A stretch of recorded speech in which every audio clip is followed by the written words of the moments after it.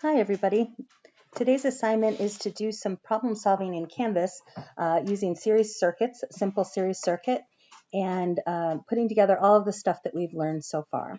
So I thought I would step you through a typical kind of problem solving if you're given all of the resistors and the values of all the resistors and the voltage. So in this case, I'm going to start with being given a voltage of 150 volts, a first resistor value of 33 ohms, second resistor value of 22 ohms, and a third resistor value of 56 ohms. So if I look in my series circuit over here, that means that I have 150 volts coming out of my battery here, and then I have 33 ohms for R1, 22 ohms for R2, and 56 ohms for R3. So the first thing that we're going to do is look for what our total resistance is. Actually, first let's fill in the table for what we know already. We know that this is going to be 33 ohms, this is going to be 22 ohms, and this is 56 ohms, and then we know our total voltage is 150 volts. Okay, so now we're going to look for our total resistance right here, this part right in here. And in order to do that, we have learned that the total resistance in a series circuit is the sum of all the individual resistors. For step one here, we're going to say total resistance. So the mathematical model we're going to use is RT equals R1 plus R2 plus R3 plus however many R's you have. I've been doing mostly circuits with just 3 resistors, but you could have 2 resistors, you could have 10 resistors. I just generally default to 3.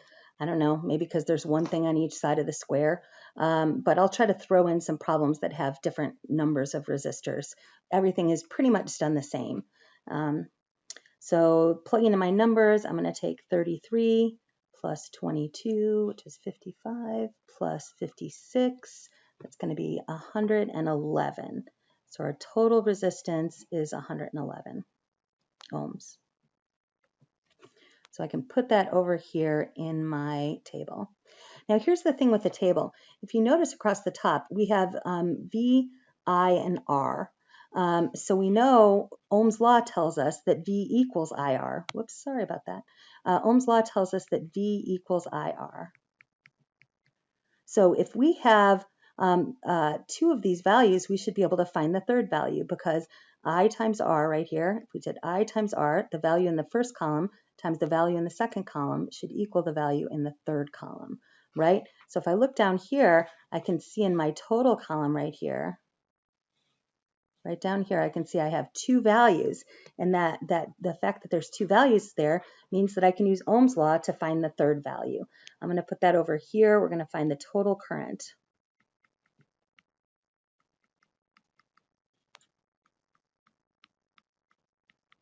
So we're going to use V equals IR. And we're going to have 111 equals I times, oh, I did that backwards. I'm sorry, 150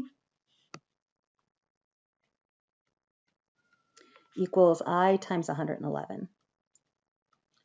And so if we divide both sides by 111, we're going to get that our current is going to be equal to 1.351 repeated. So I'm going to do, in the Canvas quiz, it asks you to give your answers to to 2 decimal places. So I want to make sure I'm keeping more than 2 decimal places here. So instead of just doing 1.35, I'm going to do 1.3514 amps and keep 2 extra decimal places so that I have the level of accuracy that any rounding error isn't going to perpetuate and make me not be close enough on the Canvas quiz. So I can fill that in over here, 1.3514 amps. And so one of the cool things about this is because one of the characteristics of a series circuit is that the current is the same everywhere. So once you get one current value, you actually have all of the current values. It's all going to be the same. And the reason for that is if you look up at the picture there and look, you have one path for the current, and the current has to be the same everywhere in that whole, in the wire, because there's only one path for it. If we wanted to have different currents, then we would have to split up into more than one path. So that means that we can go ahead and down here, we can just fill in 1.3514 for all of the currents. And again, this is a characteristic of series circuits. In series, all currents are the same. Yay, which is nice because that's less work for us to do, okay? Let me see if I can erase this highlighter without erasing everything else. Oh, there it is. Okay. All right, so then we need to find the voltage drops. And again, if you notice here, if you look at each one of these rows now on our table, if you look at each one of the rows, we have two values in each one of the rows. So that means we can use Ohm's law to find the third value. So I'm going to do this over to the side. I'm going to calculate the voltage drops, or find, because that's less letters, find voltage drops.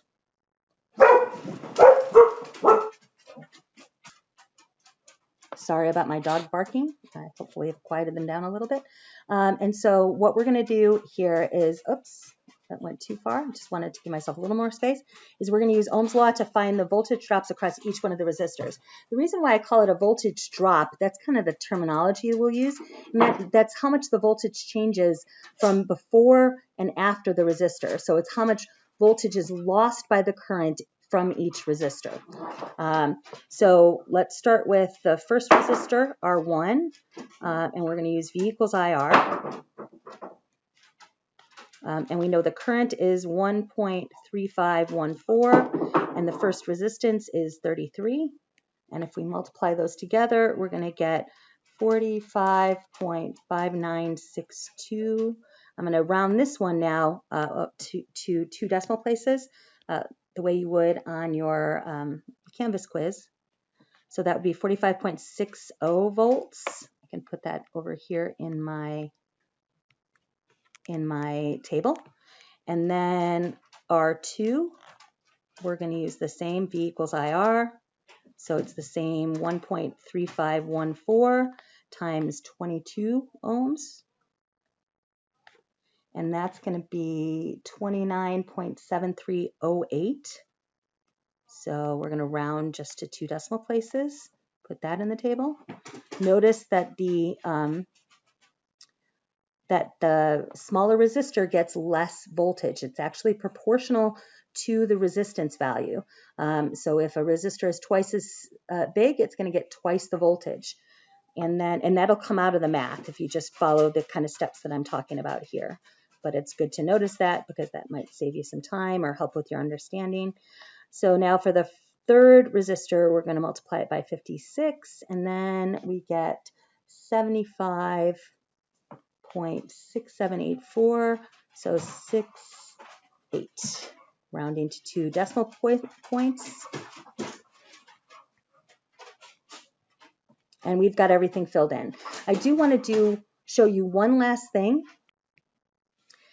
and this is a final check. If you look at all these voltage drops right here, and if you add them together, so I'm going to take 45.60 plus 29.73 plus 75.68. If I add those all together, what I'm going to get is 150.01.